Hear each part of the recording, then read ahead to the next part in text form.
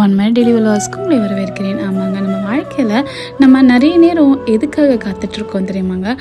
ஆண்டவருடைய மகிமையை காணணும் அப்படின்னு.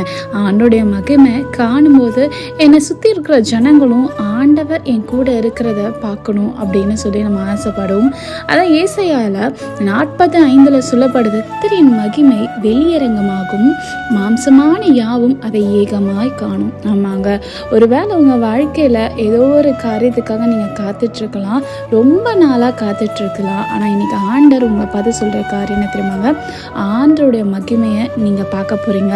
அது நீங்கள் மட்டும் இல்லைங்க, உங்களை சுற்றி இருக்கிற ஜனங்களும் ஆமாம் உண்மையாகவே தேவன் இவங்க கூட தான் இருக்காரு அப்படின்னு சொல்லி பார்க்குற அளவுக்கு ஆண்டவர் உங்களுக்கு என்ன தேவையோ அந்த தேவையை பூர்த்தி செஞ்சு அவருடைய மகிமையை காண்பிப்பார்.